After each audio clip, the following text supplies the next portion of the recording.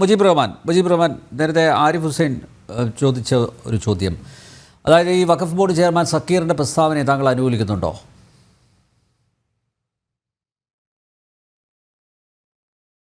മായി ബന്ധപ്പെട്ടിട്ട് ഇവിടെ നേരത്തെ നമ്മുടെ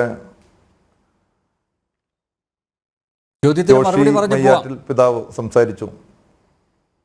അല്ല, അദ്ദേഹത്തിന് പ്രത്യേകിച്ച് മറുപടി പറയണ്ടല്ലോ. സംസ്ഥാന ഗവൺമെന്റിന്റെ കീഴിലുള്ള ഒരു വഖഫ് ബോർഡിന്റെ ചെയർമാൻ എന്തിനു പറഞ്ഞു ഞാൻ അത് അംഗീകരിക്കുന്നോ അദ്ദേഹം അംഗീകരിക്കുന്നോ ഞാൻ പറയേണ്ട ആവശ്യമില്ല. അതൊരു ഗവൺമെന്റ് സംവിധാനമാണ്. ആ സംവിധാനം നിലവിലുള്ള അവസ്ഥയിൽ ചോദ്യം ചെയ്യാനുള്ള നിലവിലുള്ള എല്ലാ സംവിധാനങ്ങളും ഇവിടെ ഉണ്ട്. അവിടെ വഖഫ് ബോർഡ് എന്തെങ്കിലും അവർക്ക് തോന്നിയത് പറഞ്ഞാൽ അത് ചോദ്യം ചെയ്യാനുള്ള സംവിധാനങ്ങൾ ഇവിടെയുണ്ട് നിലവിൽ. ഇപ്പം ഇതുമായി ബന്ധപ്പെട്ടുകൊണ്ട് നടക്കുന്ന ചർച്ചയിൽ ഒന്ന് രണ്ട് കാര്യങ്ങൾ നമ്മുടെ ജോഷി അച്ഛൻ പറഞ്ഞു. അദ്ദേഹം പറഞ്ഞത് നമ്മുടെ സംസ്ഥാന ഗവൺമെൻറ് നിയോഗിച്ച കമ്മീഷൻ, രാമചന്ദ്രൻ കമ്മീഷൻ, വളരെ കൃത്യമായ രീതിയിൽ അവിടെ നടന്ന മുനമ്പം സന്ദർശന വേളയിൽ ആ സമരസമിതി സംഘടിപ്പിച്ചിട്ടുള്ള അത് തന്നെ ഞാൻ ഇതൊക്കെ വരുന്നേ. അപ്പം അങ്ങനെ മുനമ്പം സമിതി സംഘടിപ്പിച്ച സ്വീകരണം ഏറ്റുവാങ്ങിക്കൊണ്ട് അവിടുത്തെ സമരസമിതിയുടെ ആ സമരപ്പന്തലിൽ വന്നിട്ട് നിലവിൽ ഈ ഭൂമി വഖഫാണ് എന്ന് ഒരു കോടതിയും ഒരു സ്ഥലത്തും എവിടെയും പറഞ്ഞിട്ടില്ല എന്ന് ഒരു തട്ടിപ്പ് കേസിലെ മൂന്നാം പ്രതി പറയുന്നതാണോ അദ്ദേഹത്തിന് വിശ്വാസ്യയോഗ്യമായിട്ടുള്ളത്? അതല്ല, കഴിഞ്ഞ ദിവസം ഇതുമായി ബന്ധപ്പെട്ടുകൊണ്ട് ബഹുമാനപ്പെട്ട കേരള ഹൈക്കോടതിയിൽ നിന്നും ഇതുമായി ബന്ധപ്പെട്ടുകൊണ്ട് ബെച്ചു കുര്യൻ എന്ന് പറയുന്ന ബഹുമാന്യനായ ജഡ്ജി, അദ്ദേഹം വളരെ കൃത്യമായ രീതിയിൽ അതുമായി ബന്ധപ്പെട്ടിട്ട് ഈ പറയപ്പെടുന്ന തട്ടിപ്പ് കേസിൽ മൂന്നാം പ്രതിയായിട്ടുള്ള കമ്മീഷന്റെ അന്വേഷണത്തെ അദ്ദേഹത്തിനെ നിയോഗിച്ചിട്ടുള്ള സംസ്ഥാന ഗവൺമെന്റിന്റെ നടപടിയെ ചോദ്യം ചെയ്തുകൊണ്ട് ഹൈക്കോടതിയിൽ വന്ന ആ കേസുമായി ബന്ധപ്പെട്ടുകൊണ്ട് ബഹുമാനപ്പെട്ട ഹൈക്കോടതി ജഡ്ജി വളരെ കൃത്യമായ രീതിയിൽ, അതൊന്നും ചിലപ്പോൾ ജോഷി മയ്യാട്ടിൽ പിതാവ് പത്രത്തിൽ ചിലപ്പോൾ വായിച്ചിട്ടില്ല, അദ്ദേഹം ചിലപ്പോൾ ദീപിക മാത്രമായിരിക്കും വായിക്കുന്നത്, അതുകൊണ്ട് തന്നെ അദ്ദേഹത്തിൻ്റെ ശ്രദ്ധയിൽപ്പെട്ടിട്ടുണ്ടാവില്ല. ആ ജഡ്ജി വളരെ കൃത്യമായി ഇത് വഖഫ് ഭൂമിയാണ് എന്ന് എത്രയോ തവണ കോടതികൾ വളരെ കൃത്യമായ രീതിയിൽ പറഞ്ഞിട്ടുള്ള കാര്യമാണ്. പിന്നെ അങ്ങനെ വഖഫ് ഭൂമി ആണ് എന്ന് വളരെ കൃത്യമായി പറഞ്ഞിട്ടുള്ള ഈ ഭൂമിയുടെ വിഷയത്തിൽ എന്തിൻ്റെ അടിസ്ഥാനത്തിലാണ് സംസ്ഥാന ഗവൺമെൻറ് ഒരു അന്വേഷണ കമ്മീഷനെ വെച്ച് അന്വേഷിച്ചിട്ടുള്ളത്? എൻ്റെ വാക്കല്ല കേട്ടോ. ഇനിയിപ്പോൾ അതിൽ എന്നോട് തർക്കിക്കേണ്ടതില്ല. ഇനി ചിലപ്പോൾ മാധ്യമങ്ങൾ റിപ്പോർട്ട് ചെയ്തതിൽ ജനം ചാനലും അത് റിപ്പോർട്ട് ചെയ്തിട്ടുണ്ട്. കഴിഞ്ഞ ദിവസം വന്ന ചർച്ചയിൽ നമ്മുടെ ആങ്കർ തന്നെ എന്നോട് ചോദിച്ചു, നിലവിൽ കോടതിയുടെ ഇടയ്ക്ക് സംസാരിക്കരുത്, ഇടയ്ക്ക് മൂന്ന് പേര് സംസാരിച്ചു.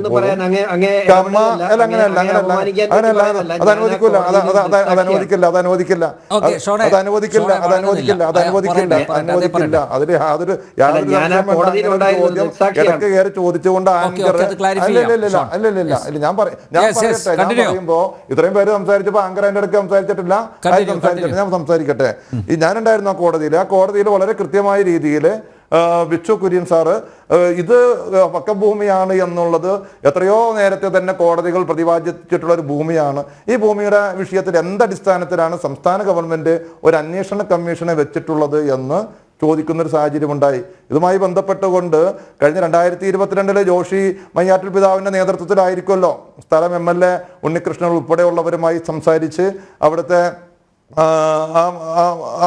ആ പള്ളിയിലെ തന്നെ വികാരിയും ബാക്കിയുള്ള ജനപ്രതിനിധികളുമൊക്കെയായി തിരുവനന്തപുരത്ത് പോയത്, മുഖ്യമന്ത്രിയുമായി ചർച്ച ചെയ്തത്, മുഖ്യമന്ത്രി ജില്ലാ കളക്ടറുമായിട്ടും ഇന്നത്തെ വഖഫ് ബോർഡ് ചെയർമാനെ കുറിച്ച് നിങ്ങൾക്ക് എതിരഭിപ്രായം ഉണ്ടെങ്കിൽ അന്നത്തെ TK ഹംസ എന്ന് പറയുന്ന വഖഫ് ബോർഡ് ചെയർമാനുമായി ബന്ധപ്പെട്ടത്, വഖഫ് മന്ത്രി അന്നും ഇന്നും ഈ പറയപ്പെടുന്ന അബ്ദുറഹ്മാൻ സാഹിബ് തന്നെയായിരുന്നല്ലോ. ഈ പറയപ്പെടുന്ന ചർച്ചയിൽ നിങ്ങളെല്ലാവരും കൂടി ഞങ്ങളൊന്നും അതിൽ ഇടപെട്ടിട്ടില്ലല്ലോ. അവിടെ നടന്ന ചർച്ചയിലോ അതുമായി ബന്ധപ്പെട്ടുകൊണ്ടുള്ള കാര്യങ്ങളിലോ ഒരു ചാനൽ ചർച്ചയിലോ ഞങ്ങളാരും വന്നിട്ടില്ല. മുനമ്പം വിഷയം ഇവിടെ ചർച്ച ചെയ്യപ്പെട്ടിട്ടേ ഇല്ല. നിങ്ങളുടെ കയ്യിൽ തന്നെയായിരുന്നു ആ വിഷയവുമായി ബന്ധപ്പെട്ടുകൊണ്ടുള്ള ചർച്ചകളും തീരുമാനങ്ങളും. മുഖ്യമന്ത്രിയെ കാണലും ജില്ലാ കളക്ടറെ കാണലും ഇത് നിങ്ങളെല്ലാവരും കൂടിയിരുന്നു കൊണ്ട് ഒരു മുസ്ലിം സംഘടനയോ ഞങ്ങളാരും അതിൽ ഇടപെട്ടുകൊണ്ട് ഈ പറയപ്പെടുന്ന നീക്കങ്ങളെ പൊളിക്കുന്നതിന് വേണ്ടി മുഖ്യമന്ത്രിക്ക് നിവേദനം കൊടുക്കലോ ജില്ലാ കളക്ടർക്ക് നിവേദനം കൊടുക്കലോ എവിടെയെങ്കിലും സമരപ്പന്തൽ കെട്ടിക്കൊണ്ട് ഇതിനെതിരെ സംസാരിക്കുകയൊന്നും ചെയ്തിട്ടില്ലല്ലോ.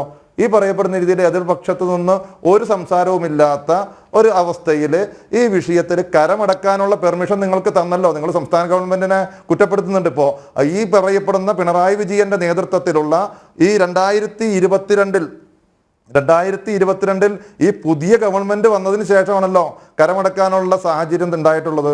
ആ കരമടക്കാനുള്ള വിഷയവുമായി ബന്ധപ്പെട്ട് ആ കരമടക്കാനുള്ള അനുമതി നിഷേധിക്കപ്പെട്ടത് ആരാണ് നിങ്ങൾക്ക് അവിടെ കരമടക്കാനുള്ള അനുമതി നിഷേധിക്കപ്പെട്ടത്? വാഴക്കാരക്കാരനായിട്ടുള്ള വഖഫ് സംരക്ഷണ വേദിയുടെ പ്രസിഡന്റ് ആയിട്ടുള്ള സലാം പട്ടാളം എന്ന് പറയുന്ന സലാം വാഴക്കാല അദ്ദേഹം കോടതിയിലൊരു ഹർജി കൊടുത്തു. അവിടെ അത് വഖഫ് ഭൂമിയാണ്.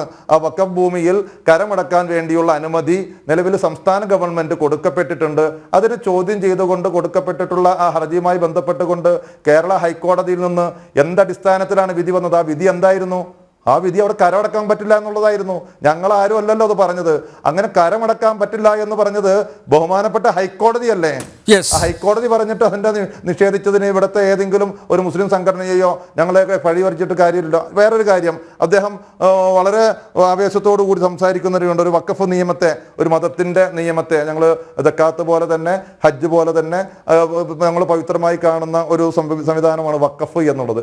ആ വഖഫ് നിയമത്തെ അദ്ദേഹം വളരെ മോശമായി, അദ്ദേഹം നേരത്തെ ഇന്ത്യയുടെ മതേതരത്വത്തെക്കുറിച്ചും നമ്മളൊക്കെ ഒരുമിച്ച് ജീവിക്കേണ്ടതിന്റെ ആവശ്യകതയെക്കുറിച്ചും ഹിന്ദുവെന്നോ മുസൽമാനെന്നോ ക്രൈസ്തവനെന്നോ ഒക്കെ നമ്മൾ വേർതിരിവുണ്ടാകരുത് എന്നും ഇത് മുസ്ലിം രാഷ്ട്രമാക്കാനോ ക്രിസ്ത്യൻ രാഷ്ട്രമാക്കാനോ ഹിന്ദു രാഷ്ട്രമാക്കാനോ നമ്മൾ ശ്രമിക്കരുതെന്നൊക്കെ അദ്ദേഹം പറഞ്ഞു. അദ്ദേഹം ഇതിനു മുമ്പ് നടത്തിയിട്ടുള്ള സംസാരങ്ങൾ, അദ്ദേഹം യൂട്യൂബിലാണെങ്കിലും ബാക്കിയുള്ള ചർച്ചകളിലൊക്കെ അദ്ദേഹം നടത്തിയിട്ടുള്ള സംസാരങ്ങൾ അദ്ദേഹം തന്നെ ഒന്നുകൂടി കേട്ടു നോക്കിയാൽ അത്തരത്തിലുള്ള രാജ്യത്തിന്റെ മതേതര സ്വഭാവത്തെ ഈ പറയപ്പെടുന്ന ക്രൈസ്തവരായിട്ടുള്ള പാവപ്പെട്ട സഹോദരങ്ങളുടെ ഉള്ളിലേക്ക് വിഷം കുത്തിവെക്കുന്ന രീതിയിലുള്ള സംസാരങ്ങൾ സംസാരിച്ച് അദ്ദേഹം ഈ ചാനൽ ചർച്ചയിൽ വന്നുകൊണ്ട് അദ്ദേഹം വലിയ പുണ്യവാളനെ പോലെ സംസാരിക്കുന്നത് ശരിയല്ല. അദ്ദേഹം ഉൾപ്പെടെയുള്ളവരുടെ ഭാഗത്തു നിന്നുണ്ടാകുന്ന പ്രതികരണങ്ങൾ ഒരിക്കലും, ഞാൻ തുടക്കത്തിൽ തന്നെ പറഞ്ഞതാണ്, ഞങ്ങൾ ക്രൈസ്തവ മേലധ്യക്ഷന്മാരെ ബഹുമാനിക്കാത്തവരല്ല. പക്ഷേ ഈ പറയപ്പെടുന്ന ജോഷി മയ്യാട്ടിൽ എന്ന് പറയുന്ന വൈദികന്റെ വായിൽ നിന്ന് പുറത്തേക്ക് വരുന്നത് അത് വർഗീയതയാണ്. അത് ഇവിടുത്തെ ക്രൈസ്തവരെയും മുസൽമാന്മാരെയും തമ്മിലടുപ്പിക്കുന്നതിന് വേണ്ടിയുള്ള വാചകങ്ങളായിട്ടാണ്. എന്റെ അറിവ് കുറവായിരിക്കാം. ഞാൻ അദ്ദേഹത്തോട് സംസാരിക്കുമ്പോൾ താങ്കൾ അതിൽ ഇടപെടേണ്ടതില്ല. അദ്ദേഹത്തിന്റെ വായിൽ നിന്ന് പുറത്തേക്ക് കഴിഞ്ഞ കുറച്ച് കാലങ്ങളായി വന്നിട്ടുള്ള പരാമർശങ്ങളൊക്കെ ഈ രാജ്യത്തെ മതസൗഹാർദ്ദം തകർക്കുന്നതായിരുന്നു. എനിക്കത് തുറന്നു പറയുന്ന ഒരു ബുദ്ധിയുള്ളൂ. കാരണം ഞാൻ ഈ രാജ്യത്ത് ഹിന്ദുവും മുസൽമാനും ക്രൈസ്തവനും ഒരുമിച്ച് പോകാൻ ആഗ്രഹിക്കുകയാണ്. അതൊക്കെ പറഞ്ഞു ഞങ്ങളെ സംബന്ധിച്ചിടത്തോളം ഈ വിഷയത്തിൽ ഞങ്ങൾ ഇടപെട്ടിട്ടുള്ള കഴിഞ്ഞ ദിവസം വെള്ളിയാഴ്ച എറണാകുളത്ത് ഹൈക്കോടതിയിൽ നടന്ന സമ്മേളനം കഴിഞ്ഞ സെപ്റ്റംബർ മാസത്തില് ഹൈക്കോടതി ജംഗ്ഷനിൽ ഈ ജോഷി മയ്യാട്ടിൽ പിതാവ് ഉൾപ്പെടെയുള്ള 5 or 6 വൈദികർ സംസാരിച്ച എറണാകുളം ഹൈക്കോടതി ജംഗ്ഷനിൽ നടന്ന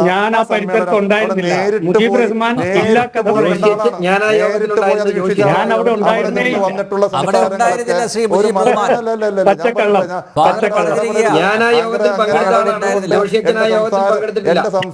എന്റെ സംസാരത്തെ തടസ്സപ്പെടുത്താൻ ശ്രമിച്ചാൽ അംഗീകരിച്ചു തരില്ല.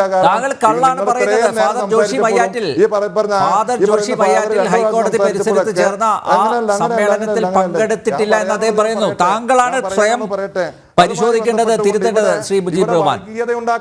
അല്ലല്ല, താങ്കൾ പറഞ്ഞു ആ സമ്മേളനത്തിൽ പങ്കെടുത്തുകൊണ്ട് അദ്ദേഹം വർഗീയ വിദ്വേഷം വമിക്കുന്ന ചില പരാമർശങ്ങൾ നടത്തിയെന്ന്. ആ സമ്മേളനത്തിൽ തന്നെ അദ്ദേഹം പങ്കെടുത്തില്ല. ഫാദർ ജോഷി മയ്യാറ്റിൽ പങ്കെടുത്തില്ല. നോക്കൂ, താങ്കളൊന്ന് പരിശോധിക്കുക. താങ്കൾ തെറ്റിദ്ധരിച്ചിരിക്കുകയാണ് മുജീബ് റഹ്മാൻ.